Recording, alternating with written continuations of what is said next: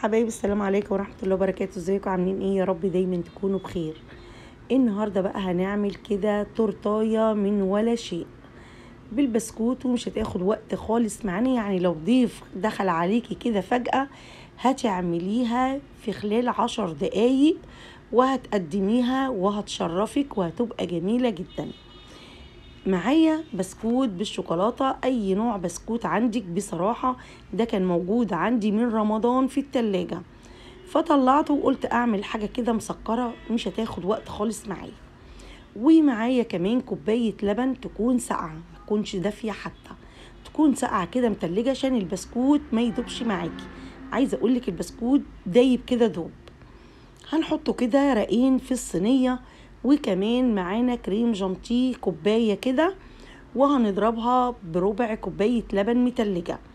ومعايا كيسين زي ما انتوا شايفين كده. انا حبيت اعمل الجيلي النهاردة اللي بالمانجا. معايا نص كوباية مية سخنة، هقلب الجيلي كويس جدا لغاية يما الاقيه كله داب ومفيش في قاع الطبق اي حاجة خالص.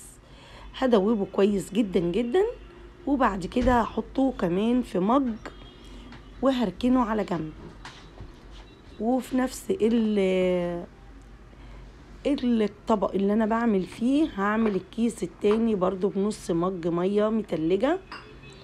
وسهل جدا وبسيط كده، احنا قلبناه كويس جدا جدا زي ما احنا شايفين، وما خليناش اهم حاجة ان احنا ما نخليش فتفوتة كده في السلطانية بتاعتنا. بعد كده هنركنه على جنب، وبعد ما هنركنه على جنب هنجيب نص مج مية سخنة، مية ساقعة جدا جدا، وهندوب كيس كمان. تعالوا بقى كده بعد ما دوبنا الكيس التاني كده بقى حطينا مج كريم جانتيه، وكمان حطينا معلقتين سكر، 3 سكر، وكريم الجانتيه محلي بس انا عايزه اعمل حاجه مسكره.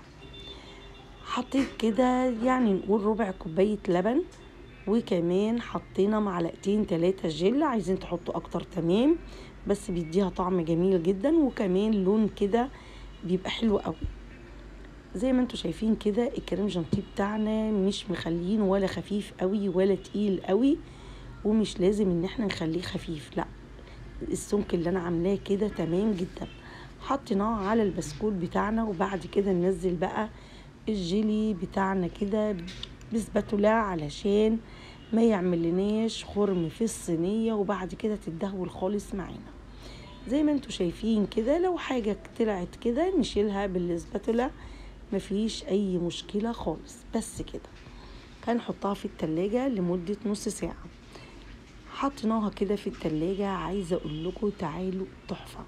على فكرة لو عايزين تحطوا جواها فاكهة حطوا براحتكم، عايزين تحطوا كريز من فوق الوش كده برضو حطوا، مفيش اي مشكلة.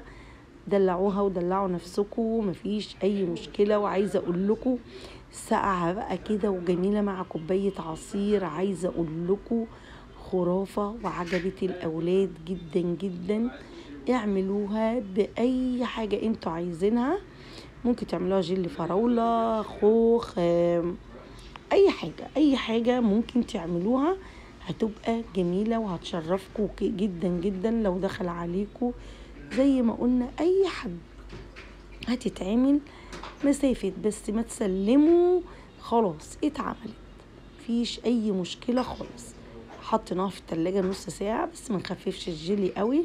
على فكرة هي كانت عايزة جيلي كمان، بس انا بصراحة ما كانش عندي غير الباكيتين دول.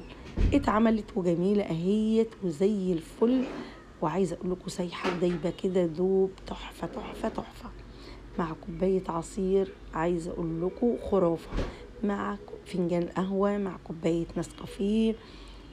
بصوا هتمشي في جميع الاحوال في كل حاجة. بصوا تورتايه من ولا شيء ومش مكلفة خالص، كل حاجة من البيت، فظيعة تحفة. جربوها هتعجبكم جدا جدا وهتعجب الاولاد. عايزة اقول لكم الطعم خطير. يا رب يكون الفيديو يكون سهل وبسيط عليكم. السلام عليكم ورحمة الله وبركاته.